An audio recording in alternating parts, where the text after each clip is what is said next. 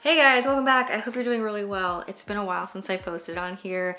I have a lot of content coming in the next coming weeks. I filmed so much, I'm just really behind on editing. If you follow me on my Instagram stories though, you will know how many food projects I have going right now. I finally got a sourdough starter. I'm like the last person on that bandwagon. I've got kombucha going. I'm trying to make water kefir for the first time. We got kimchi going. I started making homemade tofu. Kind of want to branch out into tempeh and like other fermentation projects. If you have any other recommendations, leave them down below. I'm just going through like a foodie renaissance here. I'm cooking like so much, just like hours and hours of every single day. So I do have a lot filmed. I'm just trying to get caught up with all of the editing of the footage. But today's video is going to be a what I eat in a day video, and maybe it will inspire you to try something new. All of that blabbering, I just hope you guys have been doing really well. Happy holidays. We're heading into the holidays. I'm very excited. And yeah, lots of content coming soon. Let's get into it. First thing I do every single morning is go downstairs and make myself a coffee. I have been lusting after an espresso machine for the longest time, but they're expensive.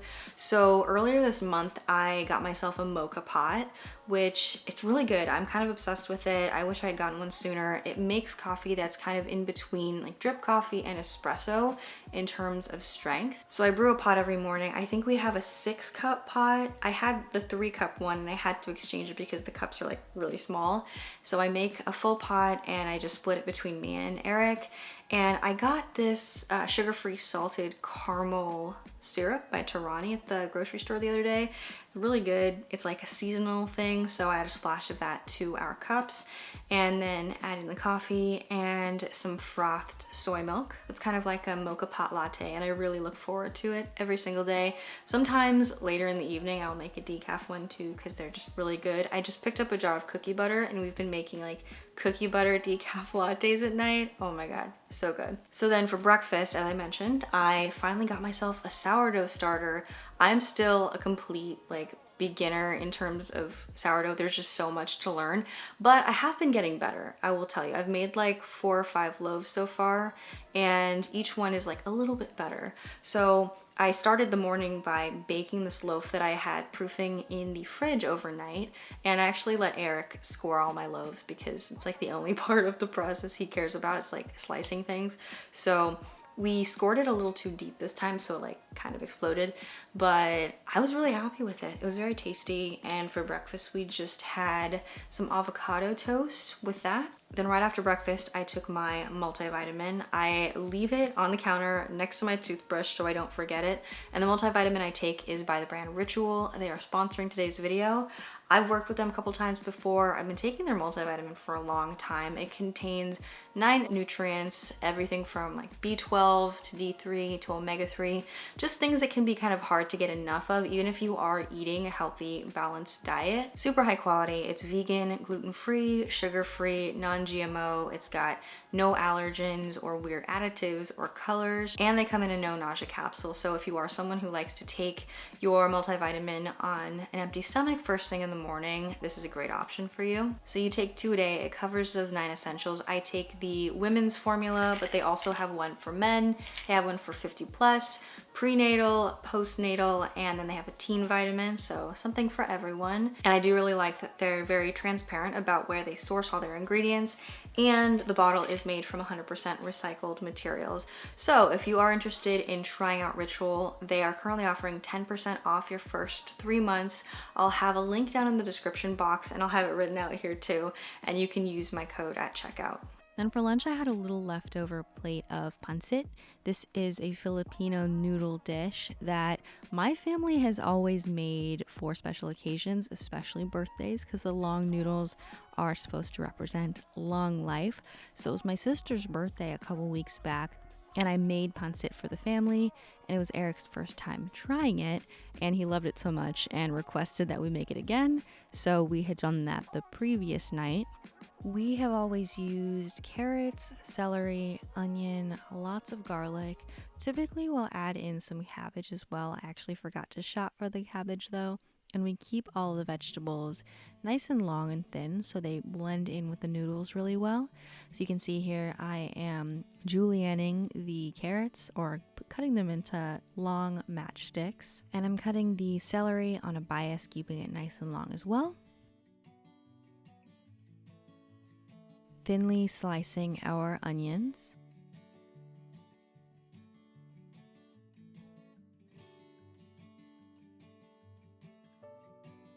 And typically I will mince the garlic. I'll add in quite a few cloves as well, but feeling kind of lazy on this day, so I just sliced it. Sometimes my family will add mushrooms, but I kind of made a bare bones version of this on this night.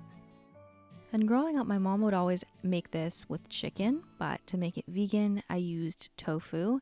This is actually a batch of homemade tofu I made earlier that week. I'm just giving it a little bit of a preliminary browning, seasoning it with salt and pepper just to crisp it up slightly. Then I set that aside, and in the same wok, add a little bit more vegetable oil and throw in our onions to give them a bit of a head start. I don't let any of the veggies get brown. I just want to kind of make them a bit tender.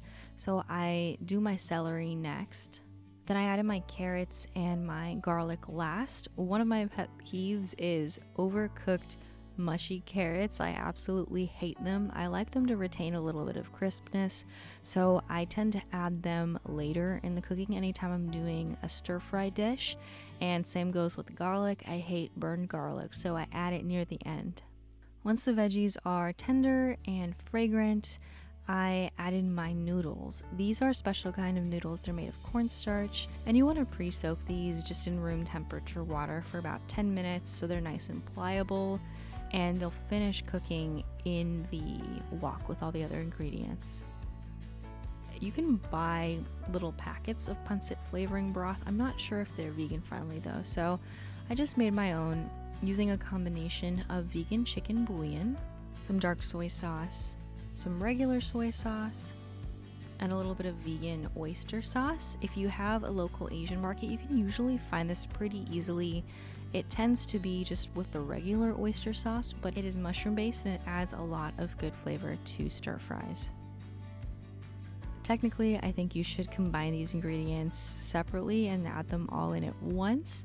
But I didn't want to dirty another dish, so I just added them directly to the noodles. Then I give them a toss, and that broth is going to help cook the noodles the rest of the way. And then I add in a lot of fresh ground black pepper. And to plate it, I really like to add some fresh sliced scallions. And this is totally optional, but I think a little squeeze of fresh lemon boosts the flavor a lot as well.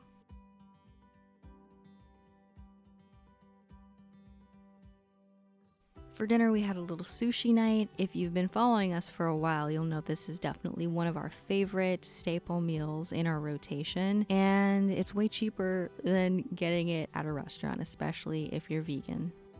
The first thing we're gonna do is make our sushi rice.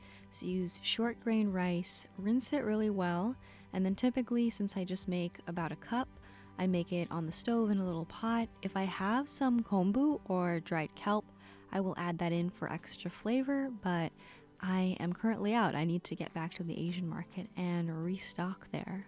To season my sushi rice, I keep it simple. I just mix some rice vinegar, some white sugar, and a little bit of salt. You can do this on the stove, but I'm lazy, so I just pop it in the microwave for 20 to 30 seconds and give it a stir to dissolve the sugar and salt. Then I drizzle that over my steamed rice in a bowl and toss it to combine, and I set it aside and I let it cool a little bit while I prepare all of my sushi fillings.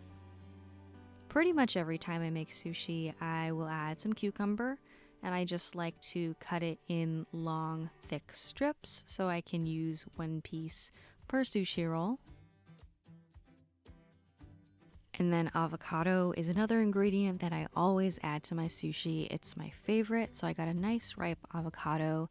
And the way that I like to cut my avocado that makes it super easy is to cut it in half, take out the pit, and then cut the halves into quarters, and then you can really easily peel off the skin. And from there, you can cut each quarter into a few strips.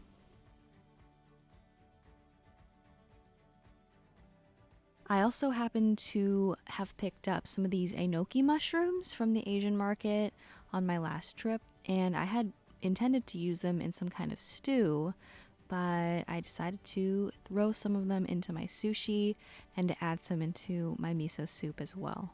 So we've got our sushi rolling mat out. I place the nori shiny side down, and I keep my rolls on the smaller side so they're nice and bite-sized.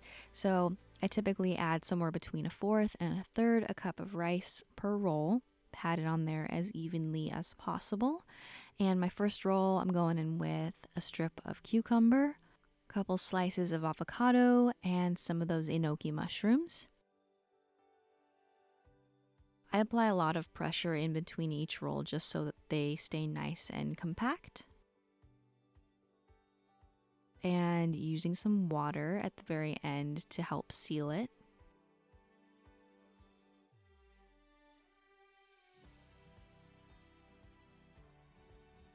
And there we go. And now I'm moving on to another variety of roll.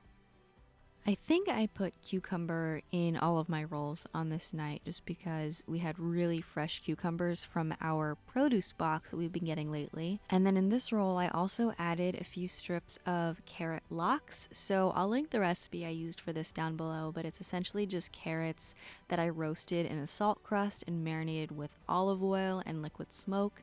And it kind of makes something similar to smoked salmon, obviously not 100%, but the flavor is definitely there, and it's really fun to add into sushi or put on a bagel with cream cheese.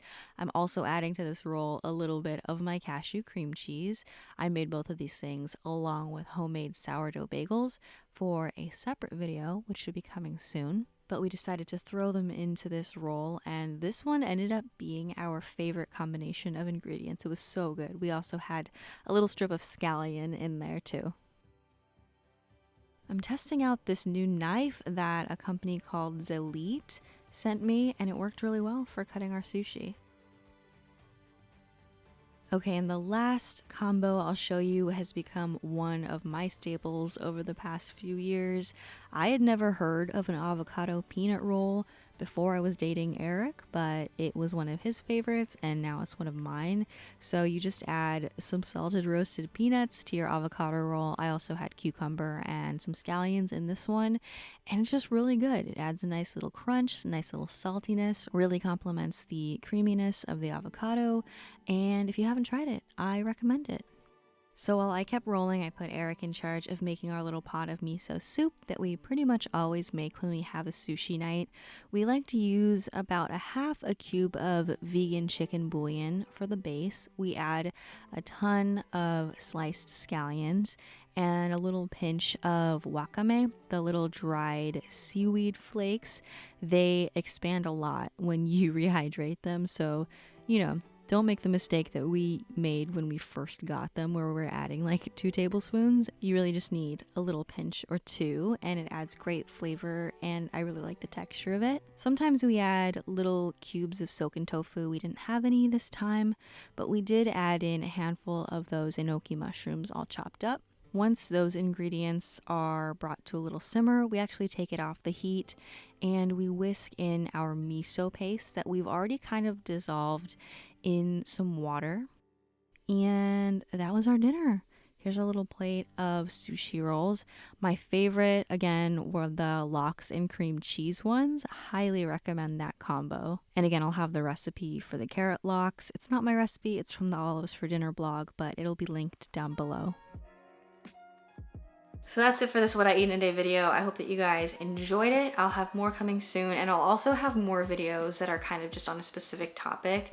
I'm by no means like knowledgeable enough about sourdough to make that video yet, but as I learn more, I'll try to share a little bit of the process. But I definitely want to make a video about tofu, so look forward to that. And yeah, if there's any requests you have for videos, I am just going through this like insane food obsession thing. I'm just cooking all the time. So I would love any recipe requests and stuff like that. Hope you're doing really well, and I'll see you very soon. Bye.